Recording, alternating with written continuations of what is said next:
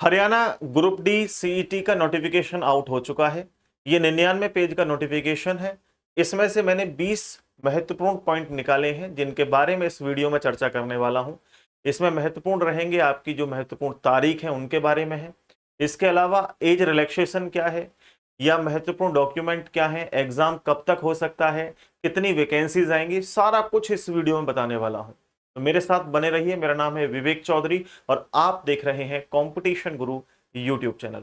साथियों, अभी तक आपके कितने पद या कितनी वैकेंसीज आने वाली हैं इसका नोटिफिकेशन नहीं आया है। इसके लिए अलग से नोटिफिकेशन आएगा और ये कितनी वैकेंसी आएंगी अभी कुछ भी पता नहीं है, लेकिन फिर भी अगर संभावित देखा जाए तो 10,000 से तो अधिक ही वैकेंसीज आएंगी।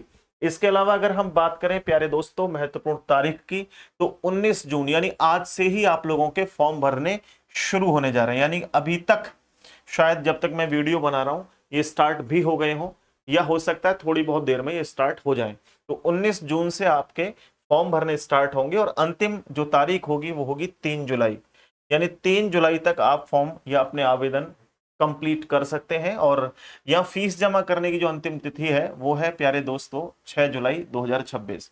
आप अपने फॉर्म में अगर कोई प्रॉब्लम हो जाती है, भरते समय कोई दिक्कत हो जाती है, त्रुटि हो जाती है, तो इसमें भी आप लोग करेक्शन कर सकते हैं। और ये करेक्शन जो है आप 7 से 9 जुलाई तक कर सकते हैं। इस बीच ये विंडो खुलेगी तो आप करेक्शन अपना कर सकते हैं। अगर बात करें एग्जाम डेट की, तो एग्जाम डेट अभी इस नोटिफिकेशन में कंफर्म नहीं है, लेकिन फिर भी हम मोटा मोटी देखें पुराने एग्जाम्स को एनालाइज करते हुए कब कब हुए, तो संभावित नवंबर के आसपास आपके एग्जाम होने की संभावना है।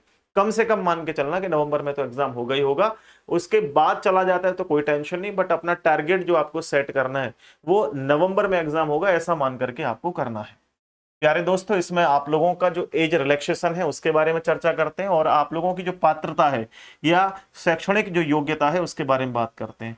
तो आप 10वीं पास होने चाहिए, आपके पास हिंदी या संस्कृत में से कोई एक विषय जरूर होना चाहिए, और 10th अगर आप पास हैं तो आप यहां फॉर्म अप्लाई कर सकते हैं। एज क्राइटेरिया की बात करें तो कम से कम 18 वर्ष और मैक्सिमम 42 वर्ष एज होनी चाहिए। और इसमें 5 वर्ष का रिलैक्सेशन है अगर आप किसी जैसे ओबीसी या मेरे भाई आप जैसे मान के चलना कि एक्स सर्विसमैन है, या अलग अलग जो कोटा होता है उसमें 5 साल, किसी में 3 साल का जो है रिलैक्सेशन दिया गया है। तो ये मैं डिटेल में डाल दूंगा एप्लीकेशन पे, आप वहां से जाकर के पूरा नोटिफिकेशन पढ़ना चाहें तो पढ़ सकते हैं। आप बात करते हैं मेरे भाई परीक्षा का पैटर्न क्या रहेगा। तो आपकी परीक्षा के अंदर 100 प्रश्न पूछे जाते हैं जो कुल कुल 100 नंबर के होते हैं, यानी कि एक प्रश्न 1 नंबर का होगा। इसके अलावा एक और महत्वपूर्ण बात कि आपका जो पेपर होगा ये ऑफलाइन होगा और ओएमआर बेस्ड होगा। ओएमआर से संबंधित एक बात और समझ लें, अन्यथा आप जब गलती करोगे तो आपके नंबर बहुत स्पीड से कटेंगे, भाई ध्यान रख लेना। आपका जो यहां पर एग्जाम होगा, जो ओएमआर सीट आएगी उसमें मेरे भाई 5 आप लोगों को बॉक्सेस देखने को मिलेंगे। आपको जो बॉक्सेस देखने को मिलेंगे, गोले जो देखने को मिलेंगे, वो 5 गोले देखने को मिलेंगे। ठीक है जी। जैसे A B C D E. ई वाला कब भरना है आपको, सपोज करिए आपको मैं पहले बता दूं कि आपके एग्जाम के अंदर नेगेटिव मार्किंग का कोई रोल नहीं है, यानी नेगेटिव मार्किंग नहीं है इसमें, लेकिन एक गलती आपके नंबर कम कर सकती है। वो गलती क्या है? सपोज करिए कि कोई क्वेश्चन का आंसर आपको नहीं आता है, कोई क्वेश्चन का आंसर आपको नहीं आता है और उसको आप खाली छोड़ के आ जाते हैं ऐसे ही, तो आपका नंबर कट जाएगा, 1 नंबर कट जाएगा उसमें।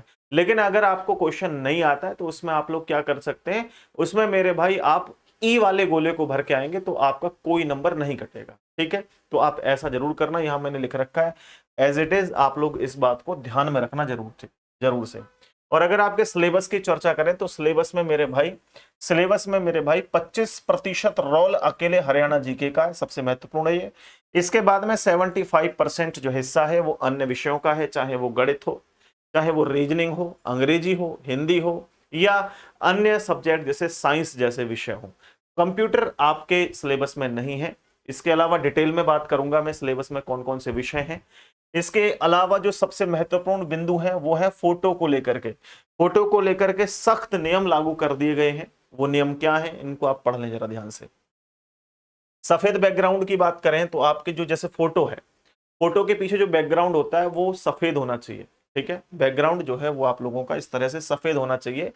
और इसके अलावा जो आपका फोटो है वो ब्लैक एंड व्हाइट नहीं होना चाहिए, रंगीन फोटो होना चाहिए। ठीक है, रंगीन फोटो होना चाहिए और फोटो पर उम्मीदवार का नाम होना चाहिए, यानी ऊपर नाम होना चाहिए और नाम के नीचे फोटो किस तारीख को खिंचा है वो पूरी तारीख होनी चाहिए। जैसे मेरा पूरा नाम है विवेक चौधरी, विवेक चौधरी लिखो उस पे, उसके नीचे आप उसमें वो डेट लिखो, जैसे आज फोटो खिंचा रहे हो तो 19 जून 2026, ऐसे आपको पूरा कंप्लीट लिखना है। अन्यथा ये फिर गड़बड़ में आ जाएगी कहानी, आपका जो फॉर्म है वो रिजेक्ट भी किया जा सकता है। ठीक है। फॉर्म भरते समय आवश्यक दस्तावेज कौन कौन से होने चाहिए? 10वीं की मार्कशीट आपके पास होनी चाहिए, नया कलर्ड फोटो सफेद बैकग्राउंड के साथ नाम और तारीख के साथ होना चाहिए, हस्ताक्षर जो आपके हों वो आपकी जो 10th की मार्कशीट में है वही होने चाहिए। अपने आप से कुछ नए मत ऐड करने हैं, नहीं तो आपका फॉर्म रिजेक्ट हो सकता है भाई। ठीक है। और जाति को लेकर के या श्रेणी प्रमाण पत्र को लेकर के क्या जो है वो बातें कही गई हैं इस नोटिफिकेशन में, वो भी समझ लीजिए। अगर आपके पास बीसीए, बीसीबी या ईडब्ल्यूएस का कोई सर्टिफिकेट है तो वो सर्टिफिकेट 1 अप्रैल 2026 के बाद का होना चाहिए। अगर उसका पहला उससे पुराना बना हुआ है तो वो काम इसमें नहीं करेगा। डीएससी ओएससी का अगर सर्टिफिकेट है तो 13 नवंबर 2024 या उसके बाद का होना चाहिए। ठीक है। एक्स सर्विसमैन का है तो 20 जून 2025 के बाद का होना चाहिए।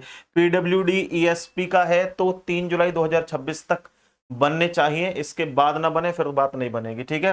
पुरानी डेट का जो सर्टिफिकेट है अपलोड करने पर श्रेणी का लाभ आपको नहीं मिलेगा, यानी फॉर्म तो रिजेक्ट नहीं होगा इस कहानी से, लेकिन आपको जो रिलैक्सेशन मिलना था, जो आप लोगों को लाभ मिलना था, वो लाभ इसमें नहीं मिलेगा अगर आपका पुराना कोई होगा तो मेरे भाई। ठीक है। इसके अलावा फीस के नियम को लेकर के जो है स्पेशल चेतावनी दी गई है। चेतावनी सिंपल ये है कि बस इतना ध्यान रखना कि जिन्होंने सीईटी मेंस का, सीईटी ग्रुप सी का जो पहले फॉर्म भरा था, वो अगर दोबारा फॉर्म भरते हैं इसको तो इसमें आपकी फीस नहीं लगेगी। पहली बार ये फीस केवल उनके लिए है जो पहली बार हरियाणा सीईटी का जो है फॉर्म अप्लाई कर रहे हैं या फॉर्म अप्लाई करने वाले हैं। ठीक है। उनके लिए केवल फीस लगेगी, पुराने छात्रों के लिए फीस नहीं लगेगी, पहली बात। दूसरी बात, अगर फीस को मान लीजिए आप फॉर्म भर रहे हैं, फॉर्म भरने के बाद आपने फीस जमा करी, फीस जमा करते समय कोई एरर आ जाता है या पेंडिंग में चली जाती है फीस, तो इसमें एचएसएससी का कोई भी मतलब जो है वो जो है इस बात से नकार जाते हैं कि हमारी कोई जिम्मेदारी नहीं होगी और आपका जो है फॉर्म रिजेक्ट हो सकता है भाई, ध्यान रख लेना। तो फीस देख लेना, जब नेटवर्क वेटवर्क ठीक ठाक आ रहे हो तभी फीस जमा करना, और फीस को देख लेना सक्सेसफुली हुआ या नहीं हुआ है। पेंडिंग में चले जाए दोबारा जमा करनी पड़ेगी चाहे, भाई ये ध्यान रख लेना, साफ साफ कहा गया है कि हमारी कोई जिम्मेदारी नहीं है इसमें। ठीक है। इसके अलावा सबसे बड़ी जो गलती जो उम्मीदवारी रद्द कर सकती है, जो उम्मीदवारी मतलब आपके जो रजिस्ट्रेशन आप भरोगे उसको जो है रिजेक्ट कर सकती है, क्या है? एक से अधिक बार रजिस्ट्रेशन करना उम्मीदवारी हमेशा के लिए रद्द कर सकता है या रद्द हो जाएगी। यानी आपने एक बार यहाँ रजिस्ट्रेशन कर लिया, सेम दूसरा करने की कोशिश कर रहे हो तो रिजेक्ट हो जाएगी कहानी। ठीक है। और इसके अलावा दूसरा पॉइंट ये है कि बिना सफेद बैकग्राउंड या बिना नाम तारीख वाला फोटो अगर अपलोड करोगे तो भी फॉर्म रिजेक्ट हो सकता है। तीसरा, 10वीं की मार्कशीट से अलग आपने अगर कोई स्टाइलिश साइन या हस्ताक्षर कर दिए तो भी आप परेशानी में फंस सकते हो। सबसे महत्वपूर्ण पॉइंट है अंडरटेकिंग फॉर्म को लेकर के। अंडरटेकिंग एक फॉर्म मिलेगा आपको, वो फॉर्म आपको अप्लाई करना है। ये फॉर्म क्या होता है मैं आपको बता दूं कि जैसे कोई भी आप चीज उसमें रख रहे हो तो वो एग्जैक्ट सही है, झूठी नहीं है, उसके लिए एक पत्र होता है। ये जैसे मैंने अपना खुद जो है ये फॉर्म भरा है, सभी जानकारी सही है, बाद में अगर वो गलत निकलती है तो इस फॉर्म के आधार पे आपका फॉर्म रिजेक्ट कर दिया जाएगा और आप कभी भी आपको बाहर निकाला जा सकता है उससे। ठीक है। और इसमें जो है एक बॉक्स और मिलेगा जिसमें आप पुराना अगर या आपने सीईटी 2022, 23 या 25 का कोई दिया था तो अपना पुराना रजिस्ट्रेशन नंबर इसमें आप लिख सकते हैं। ठीक है। और अंतिम में आपके सिग्नेचर वगैरह, अपना नाम तारीख वगैरह आपको लिख करके इसको अपलोड कर देना है। ठीक है। तो ये फॉर्म भी भरना बहुत जरूरी है। बाकी फाइनल चेकलिस्ट आप देख लीजिए, ये सब मैंने बात आपको समझा दी है। ठीक है। सारे पॉइंट्स मैंने आपको समझा दिए हैं। सबसे महत्वपूर्ण सिलेबस आपको बता देता हूँ।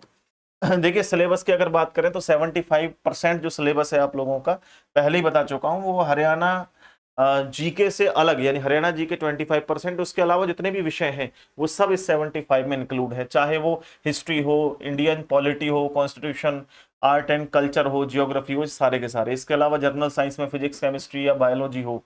ठीक है। रीजनिंग में आप लोगों के चाहे alphabetical order, series, coding, decoding, direction test, distance, clock, calendar, ठीक है, सारे टॉपिक आप लोगों के जो है यहाँ आ जाते हैं।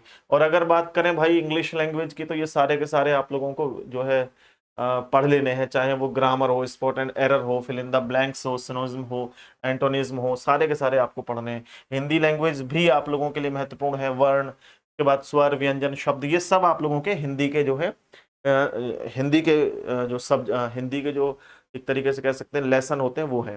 ठीक है, बाकी आप सब जानते होंगे कि हिंदी और रीजनिंग ये दोनों विषय मैं आपको पढ़ाता हूं। और हरियाणा ग्रुप डी के एग्जाम के लिए 199 रुपए में स्पेशल बैच मैं लेकर के आ चुका हूं कंपटीशन गुरु यूट्यूब चैनल पर, जिसमें हिंदी प्लस रीजनिंग दोनों विषय मैं कराऊंगा। तो अगर आप चाहें, इच्छुक हो, आपको लगे कि मुझे हिंदी और रीजनिंग 0 से एडवांस लेवल तक पढ़नी है, तो 2 महीने का टारगेट हम रखते हैं। 2 महीने में कंप्लीट रीजनिंग और हिंदी जो कि इस एग्जाम से संबंधित है उतना ही हम लोग पढ़ेंगे, इससे ज्यादा नहीं पढ़ेंगे। ठीक है जी, तो उम्मीद करता हूं कि आपको इस वीडियो में सब समझ में आया होगा। बाकी कंपटीशन गुरु यूट्यूब चैनल पर जल्द ही हम क्लासेस भी शुरू करने जा रहे हैं प्रैक्टिस के लिए। तो बहुत बहुत धन्यवाद। आप लोग कंपटीशन गुरु ऐप जरूर डाउनलोड करना, और इस बैच से संबंधित कोई भी जानकारी लेनी हो तो इस नंबर पे आप मुझे संपर्क जरूर कर लेना व्हाट्सएप पर। ठीक है भाई, चलिए बहुत बहुत धन्यवाद। आज के लिए इतना ही। नमस्ते, राम राम, जय हिंद।